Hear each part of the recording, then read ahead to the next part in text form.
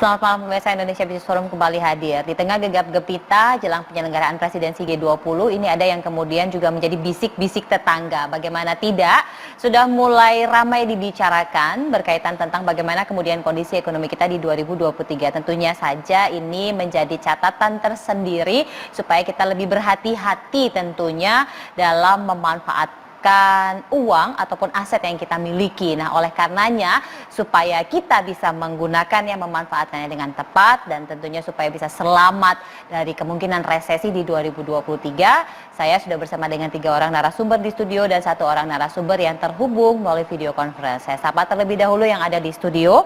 Sebelah kiri saya ada Pak Raden Pardede yang merupakan tim asistensi Menko Perekonomian. Pak Raden, apa kabar? Boleh dipakai mic-nya untuk bisa menyapa pemirsa, Pak Raden. Selamat malam. Sehat, Pak Raden? Sehat. Terima kasih sudah berkenan hadir. Ya. Nih kita butuh bagaimana kemudian strategi pemerintah. Nanti Pak Raden akan jelaskan lebih lanjut lagi. Berikutnya ada Wakil Ketua Umum Kadin dan juga Ketua Umum HIPI, Bu Suryani Motik. Bu Yani, apa kabar? Sehat? Alhamdulillah sehat. Ini Selamat Bu Yani malam. sumringah kayaknya lebih bagus nih kondisi sekarang. Alhamdulillah aja lah kalau pengusaha. Harus terus alhamdulillah. Di sebelahnya ada ekonom Selios Mas Bima Yudhistira. Mas Bima, apa kabar? Akhirnya bisa Kabar hadir di baik. IBF ya. Selamat. Susah sekarang undang Bima Yudhistira ini. Dan sudah terhubung melalui video conference ada Mas Gema Guyardi, analis keuangan dan juga pasar modal. Mas Gema, apa kabar? Halo, selamat malam. Salam semuanya. Ini saya ke Mas Gema dulu deh. Mas Gema, kalau dari pergerakan bursa, saham begitu ya, termasuk juga dari catatan yang Mas Bima miliki dari berbagai macam sumber, ini kalau kita lihat kan perdebatannya jangan ditakut-takutin di satu sisi, nanti 2023 tuh masih ada harapan, tapi di sisi lain ya harus berhati-hati. Nah, catatan Mas Gema bagaimana sebenarnya? Oke, selamat malam semuanya buat rekan-rekan yang juga ada di studio. Kita selalu ingat ya, kalau kita menggunakan filosofi Chinese itu ada istilah Wei Qi. Wei Qi itu diambil dari kata Wei Xian sama Qi Hui. Itu artinya apa? Di dalam setiap krisis itu selalu ada opportunity. Dan itu tidak bisa dipungkiri. Tahun 2008, 2011, 2013, 2015, 2020 sekalipun, paling lama 1,5 tahun terjadi krisis, apapun reasonnya, apakah itu COVID, apakah itu subprime mortgage, apapun, you name it. Endingnya adalah selalu ada terang, habis gelap terbitlah terang, kata era Kartini seperti itu. Kalau kita lihat dari parameter pasar modal, semakin dalam market itu crash, maka semakin besar pula return yang akan kita terima. Makanya kalau kita bicara kembali lagi filosofi itu, Wei Qi itu adalah di dalam setiap krisis selalu ada opportunity.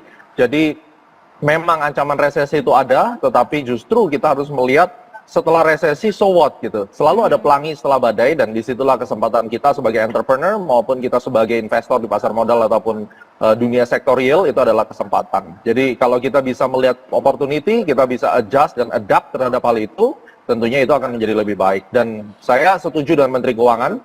Kebetulan saya juga aktif sebagai penasihat senior di kantor staf presiden. Kita be aware dan kita ready gitu ya. Jadi kita tahu bahwa resiko itu mengancam. Kalau kita dari sisi pemerintah diam-diam saja tidak mengingatkan masyarakat dan tiba-tiba terjadi disaster, pemerintah juga salah gitu. Sehingga masyarakat memang harus mendapatkan edukasi atau awareness bahwa Indonesia memang kuat, tetapi ada ancaman dari negara-negara lain, dan itu bijak menurut saya. Seberapa besar sih sebenarnya ancaman itu supaya kita makin yakin begitu, Mas? Juga sebagai pemantik diskusi kita pada malam hari ini. Kalau saya bilang Indonesia untuk sampai resesi dan hancur mungkin kecil kemungkinannya, ya. Tapi kalau IHSG drop sampai 5.600 atau 6.150 ya bisa-bisa aja. Sekali lagi saya bilang, kalau saya dihadapkan dengan situasi itu ya saya akan siapkan cash untuk keluar sekarang misalnya, atau mungkin awal tahun, dan saya akan beli saham-saham blue chips yang memang secara fundamental bagus dalam kondisi crash. Karena kalau kita perhatikan 2008 itu cukup mengerikan ya, dengan subprime mortgage itu kan bubble-nya ada di Amerika, nyampe sih ke Indonesia, tetapi kalau kita bicara resesi secara keseluruhan Indonesia, 2008 pun kita tidak separah-parah yang sampai harus kayak Sri Lanka atau itu yang gelap, benar-benar gelap, karena memang kalau dikatakan Indonesia gelap kayaknya jauh dari gelap gitu, tapi kalau berdampak ke PHK, kemudian entrepreneur bisnisnya amburadul, itu memang iya, jadi lebih ke resesi pribadi instead of resesi satu negara, itu menurut saya. Jadi gini, saya recap deh. Jadi pada dasarnya itu kita mesti ingat, dalam setiap resesi itu kan problemnya ada core. Nah, ini ada 6 hal yang perlu dicatat. Key makro kita. Jadi kasus kali ini tuh sebenarnya pandemi itu udah satu sisi udah lewat, ya. Ini kalau bukan kerjaan dari Rusia sama Ukraine berdua perang, dan memang mereka yang paling diuntungkan dengan perang ini sebenarnya dengan harga minyak naik. Ingat ya, perang ini menyebabkan inflasi. Inflasi ini mau tidak mau ngedrive interest rate mesti naik. Dan interest rate yang naik itu akan menghambat consumer confidence. Negara kita dengan UMKM yang kayak begini, kalau konsumernya tidak spending, itu benar-benar itu jadi problem. Makanya waktu COVID saya selalu bikin satu video. Yang kaya-kaya jangan duitnya diumpetin, itu belanja, beli GoFood, beli apa, semuanya belanja. Dan itu memang benar, kalau duit nggak muter, nggak akan bisa. Karena kita belajar dari Amerika. Waktu itu Amerika sampai mortgage selama 2 tahun, dia bail out dengan uang kalau nggak salah 750 miliar dolar ya. Correct me if I'm wrong, tapi kenyataannya memang harus digelontor duit. Consumer confidence itu akan membuat GDP kita naik. Dan resesi, seperti tadi dikatakan, technical recession, kalau 2 negative period GDP, which is bagi saya itu akan sangat sulit untuk Indonesia. Tapi ya urutannya demikian, yang pada akhirnya currency kita dengan interest rate US naik, kita akan terus melemah. Saya April udah prediksi, udah call kemana-mana 16.200, sekarang makin dekat ya. Dan at the end, problemnya bisa mengulang seperti 2013, trade balance-nya kita menjadi negatif. Nah, ada 3 hal solusinya kalau mau diperbaiki, apalagi ini tahun pemilu, mau ganti presiden. Ada 3 hal, ini boleh dicatat. Visibility, productivity, profitability. 3 ini adalah solusi buat Indonesia. Visibility, kalau pemerintah tidak visible, pemerintah birokrasinya ruwet, ya, kayak kasus di Jakarta, Holy Wing lagi rame tiba-tiba, saya tidak tahu lah apapun itu, tiba-tiba main tutup aja semuanya. Habis itu banyak investor yang hancur berantakan. Nah, sekarang ganti rezim, buka lagi.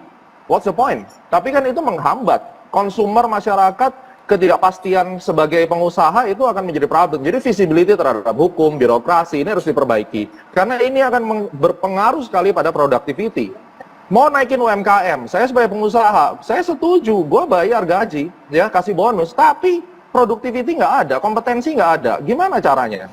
Nah, productivity ini kan juga berpengaruh, mulai dari pendidikan yang korup, kemudian dari regulasi yang asal-asalan. Ini menyebabkan productivity berantakan, pengusaha akhirnya pusing. Kalau productivity tidak ditunjang dengan birokrasi, ekspor kita akhirnya berantakan. Ekspornya tidak benar, importnya terus bergelembung dengan rupiah yang seperti ini. Surplusnya sebentar lagi akan menjadi defisit, ya kan? Yang pada akhirnya profitability menjadi masalah. Perusahaan-perusahaan seperti tadi Ibu bilang yang bisa bertahan saja sudah alhamdulillah. Itu saya setuju 1000%. Jangan bertahan, nggak layoff aja sudah bagus. Jadi kali ini yang kita hadapin, ini setelah kita dihantam dengan penyakit, kita dihantam dengan perang. Di mana perang ini keras kepala, Rusia memang sengaja bikin perang terus supaya dia untung terus dari minyaknya. Nah, caused by war, continue by debt crisis due to supply problem and inflation, dan ending by massive layoff. Ini yang menjadi hal yang paling mengerikan, karena debt crisis, kalau Anda lihat YouTube Astronaci dari tahun 2020, saya sudah sampaikan, setelah pandemi, debt crisis akan datang. Nah, debt crisis kali ini kalau datang, parameternya adalah begitu non-performing loan dari lembaga keuangan non-bank, leasing-leasing, pinjol-pinjol, atau apapun itu mulai terjadi gagal bayar, ini akan pelan-pelan merambat kepada bank. Karena ini perlambatan dari non-performing loan pasti akan diikuti sebelumnya dengan layoff. Sangat jelas, kan very simple. Dan Indonesia itu bukan negara yang superpower memang, ya, artinya dia dihantam dengan kiri kanan atas bawah, ujung-ujungnya akan rapuh juga. Dan Indonesia core-nya adalah kalau ekspor tidak dijaga dengan trade deficit, rupiah akan naik, maka akan ada cost push inflation, harga makanan naik 30%. Yang saya takutkan adalah riot, ya. Riot, kemudian terjadi yang namanya redemption. Ini yang paling mengerikan, dan saya rasa pemerintah harus menjaga visibility, productivity, dan profitability. Itu dari saya.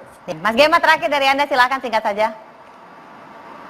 Ya, saya melihat kalau misalnya masyarakat di dalam menghadapi situasi seperti ini, kita jangan menyalahkan pemerintah untuk mengingatkan. Bukan menakut-nakuti. Tapi saya setuju bahwa Bu Sri Mulyani sudah memberikan awareness. Itu yang pertama. Yang kedua, kenapa kita bicara resesi ini penting untuk diperhatikan? Jangan hidup hedon. Spending boleh, tapi hedonisme, Anda tidak berpikir tentang masa depan, ketika layoff terjadi dan Anda tidak punya simpanan, ini akan menjadi masalah. Mulai kita berpikir multiple stream of income, tidak mengandalkan satu pekerjaan, karena kita sudah belajar dari COVID yang lalu. Semakin kita bisa berpikir bagaimana kita bisa meningkatkan productivity, maka diharapkan apapun badainya, percaya pasti ada sektor-sektor di Indonesia ini yang justru diuntungkan. Pada akhirnya, semua orang akan mendapatkan benefit dan kita bisa melalui ini semua. Ingat, habis gelap terbitlah terang, dan kita akan menyambut Indonesia yang makin luar biasa di tahun 2025. Baik, terima kasih Mas Gema Guyarti, analis keuangan dan pasar modal, Bu Suryani Motik, Wakil Ketua Umum Kadin dan juga Ketua Umum HIPMI, kemudian Pak Raden Pardede di Tim Asistensi Menko Perekonomian, dan juga Mas Bima Yudhistira, ekonom dan juga Direktur Eksekutif dari Selios. Terima kasih sudah bergabung bersama kami, mudah-mudahan saja kebijakan terbaik. Tadi kalau saya boleh pinjam apa yang disampaikan Pak Raden, jamunya pas, sehingga 2023 nanti bisa kita jelang dengan penuh optimisme dan kegembiraan serta suasana yang lebih cerah, perekonomian yang lebih baik. Saya Brigita Manar pamit, selamat malam, sampai jumpa.